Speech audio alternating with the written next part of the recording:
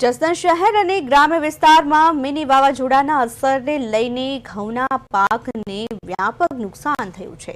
ઘઉં અને મકાઈના પાકને ભારે નુકસાન થયું। કમોસમી વરસાદના કારણે તમામ ઘઉંના પાક પર અસર પડી છે। નુકસાન થતાં ખેડૂતોને હવે રડવાનો વારો આવ્યો છે। પાક નુકસાનને લઈને સર્વે કરી વળતર ચૂકવવાની માંગ ખેડૂતોએ કરી છે।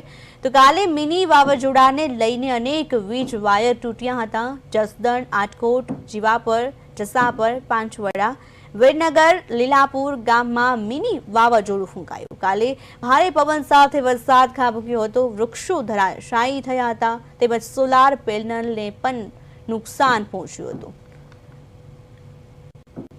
રાત્રે જે કમોસમી વરસાદ પડ્યો હતો તેના કારણે વૃક્ષો ધરાશાયી થયા છે અને સોલાર પેનલને પણ થયું હતું અને અનેક ખેડૂતોને પણ પાકને નુકસાન થયું હતું। તો અત્યારે આપણે આવી ચૂક્યા છીએ આટકોટ।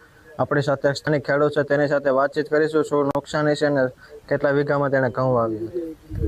શું આપનું નામ?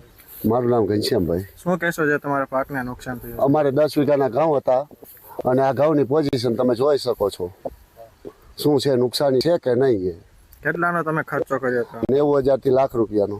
શું તમારી સરકાર પાસે માંગ? સરકાર પાસે અમારી કાંઈ આશા જ નથી, ખાલી આ તો ગૃહિણીને દેખાડવા માટે છે કે એના બજેટ ખોટે નહીં।